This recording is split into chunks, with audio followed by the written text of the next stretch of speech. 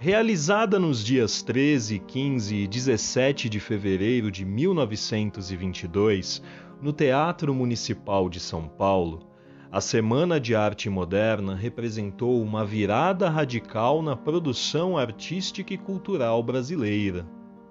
Suas influências e seus impactos atingiram horizontes que vão muito além do que se possa imaginar, uma vez que é possível encontrar elementos do que foi proposto pelo movimento dos jovens artistas modernistas em diversos outros movimentos de vanguarda cultural e artística do país ao longo do século XX. Portanto, é justamente para lançar um olhar atento sobre as consequências e as influências deixadas pelo legado da Semana de Arte Moderna que dedicamos este, que é o terceiro vídeo de uma trilogia em celebração ao centenário de sua realização. Representando um marco na história da arte do Brasil, a Semana de Arte Moderna de 1922 dividiu opiniões na época de sua realização. Grande parte do público não entendeu a maior parte do que foi proposto pelos jovens e irreverentes artistas modernistas, e a crítica especializada mais tradicionalista classificou o evento como pouco relevante, dizendo que não passou de algo, abre aspas, excessivamente festivo e pouco inovador. Entretanto, para a parte da crítica que apresentava um olhar mais futurista e para a parte do público que já tivera contato com os movimentos de vanguarda europeus, o evento da Semana de Arte Moderna realmente trouxe inovações e questionamentos importantes sobre a estética e sobre a linguagem que uma arte genuinamente brasileira deveria ter. Fato é que o movimento teve papel importante na construção de uma linguagem e de uma estética modernista, futurista e inovadora, que viria a revolucionar a produção artística e cultural do país nos anos que se seguiram. Mas esta revolução não ocorreria de imediato. A efervescência criativa gerada pela realização do evento teve impactos imediatos mais localizados, gerando o surgimento de uma publicação aqui e outra ali, que eram voltadas para a construção de uma nova arte brasileira. Dentre as publicações mais famosas geradas pela Semana de Arte Moderna, figuram as revistas modernistas Claxon e a Revista de Antropofagia, que tinham como principais colaboradores e idealizadores nomes modernistas como Oswald de Andrade, Mário de Andrade, Menotti del Picchia, Tarsila do Amaral, Anita Malfatti, Di Cavalcanti e Sérgio Buarque de Holanda, dentre outros. A primeira serviu como uma espécie de veículo de divulgação do movimento modernista brasileiro, sendo a principal publicação do gênero na época, e foi publicada entre maio de 1922 e janeiro de 1923. E apesar de sua vida curta, teve grande repercussão no cenário artístico da época. A segunda foi criada em função do movimento antropofágico proposto pelo poeta e ensaísta Oswald de Andrade, e teve contribuições de nomes como Plínio Salgado, Mário de Andrade, Carlos Drummond de Andrade, Manuel Bandeira, entre outros. Plínio Salgado, por sua vez, viria a ser o fundador e o líder máximo da ação integralista brasileira, a partir de 1932.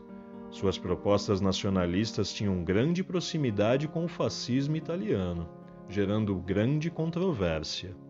Já Carlos Drummond de Andrade viria a se tornar um dos maiores poetas brasileiros de todos os tempos.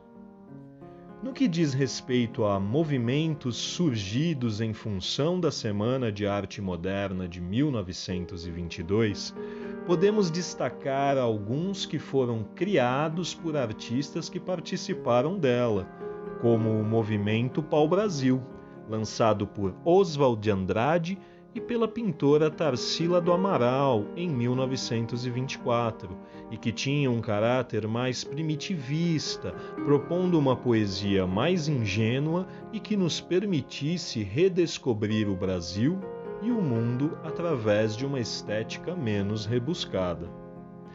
Tarsila do Amaral, apesar de ser muito associada com a Semana de Arte Moderna de 1922, não chegou a participar do evento, uma vez que estava fora do país na época de sua realização.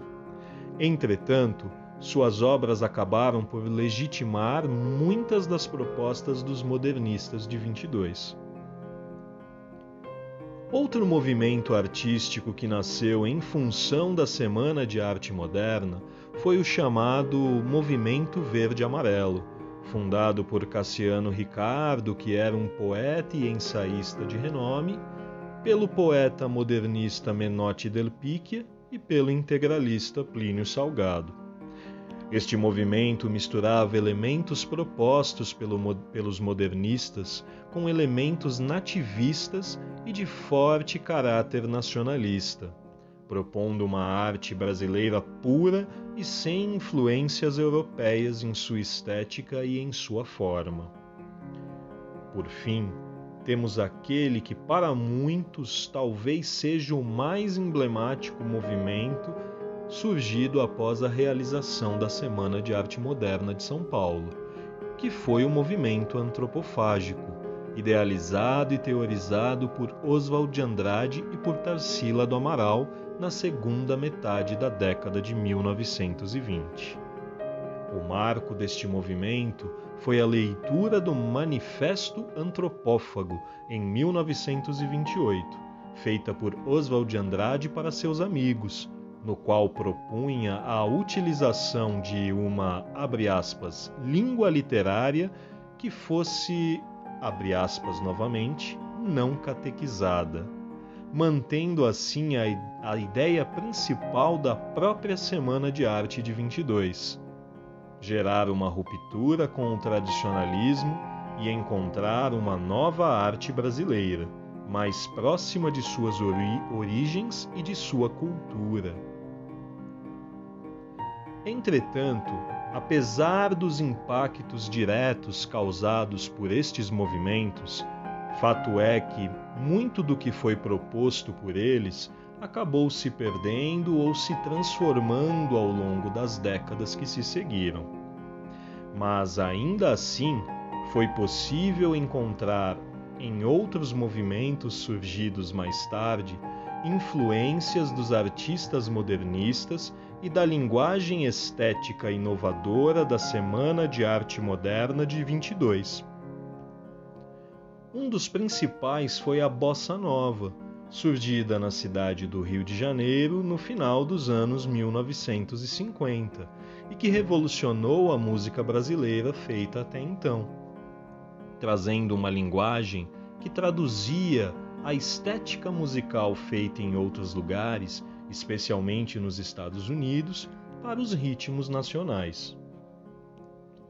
Outro movimento musical e cultural brasileiro que bebeu na fonte do modernismo brasileiro de 1922 foi o tropicalismo, que surgiu na segunda metade da década de 1960 e que teve como principal expressão a música, mas que também teve manifestações marcantes no cinema, na poesia e no teatro. Também não podemos nos esquecer de mencionar o movimento Lira Paulistana, nos anos 1970, que lançou figuras de grande criatividade musical e que teve seu nome inspirado em uma obra do modernista Mário de Andrade. Portanto, é correto afirmar que a Semana de Arte Moderna de 1922 merece toda a nossa reverência, especialmente neste ano de 2022, quando são completados 100 anos de sua realização.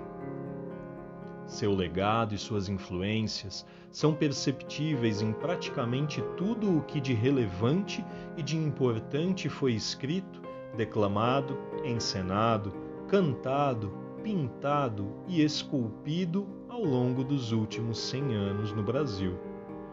E para reforçar ainda mais a nossa admiração por esses irreverentes, inventivos, inovadores, talentosos e por vezes controversos artistas que idealizaram a Semana de Arte Moderna de 1922, deixo com vocês estes provocadores versos de Oswald de Andrade.